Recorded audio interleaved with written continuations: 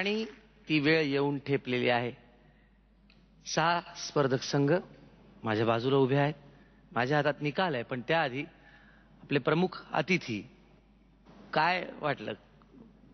All in all खूप entertaining evening, खूपच छान, फ्लॉलेस परफॉर्मन्स आणि खूप छान. म्हणजे मला इन जनरल बाकी सगळं आवडलं. इकडचं डेकोर आवडला, द होल शो आवडला, द कॉन्सेप्ट आवडली.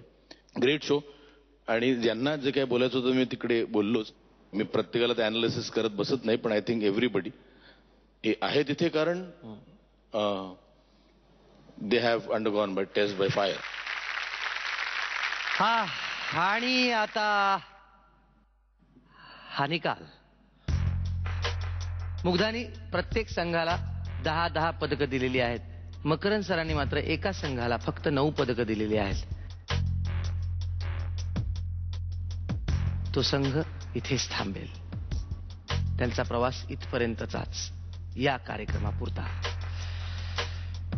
शाहीर देवानंद माळी आणि त्यांचे सहकारी सांगली यांना मुग्धाने 10 पदकं दिली. मकरंद सरांनी सुद्धा 10 पदकं दिली. त्यांचं पाऊल महाअंतिम फेरीच्या दिशेने पडलेलं आहे. वा. मिहीर खेडेकर आणि ग्रुप मुंबई दोनही परीक्षकांची पदकांची संख्या आहे पैकीच्या पैकी. त्यामुळे त्यांचं सुद्धा पाऊल महाअंतिम फेरीच्या दिशेने पडलेलं आहे. सोहम गोराणे, आळंदी पुणे. अर्थातच चमत्काराला दोनही परीक्षकांनी पुन्हा एकदा नमस्कार केलेला आहे आणि तो सुद्धा महाअंतिम फेरीत जाऊन पोहोचलेला आहे. ऋतुराज शिरोडकर. अर्थात पैकीच्या पैकी पदक आणि तो सुद्धा पोचलेला आहे महाअंतिम फेरीत.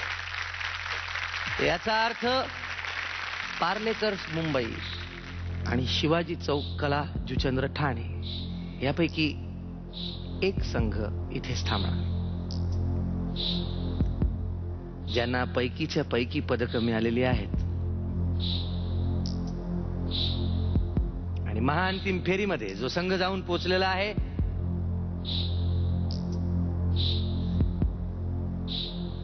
पार्लेकर्स मुंबई.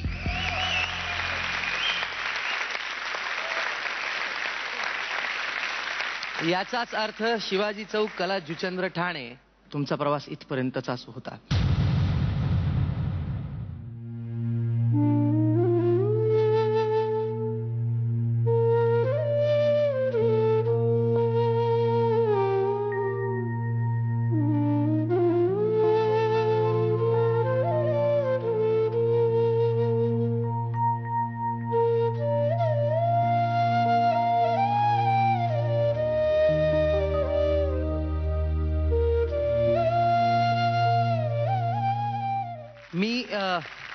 मी प्रत्येक स्पर्धक संघाचा जो प्रतिनिधी आहे त्यांच्या बरोबरीने जितके स्पर्धक आहेत त्यांना विनंती करतो की त्यांनी कृपया मंचावर यायचं.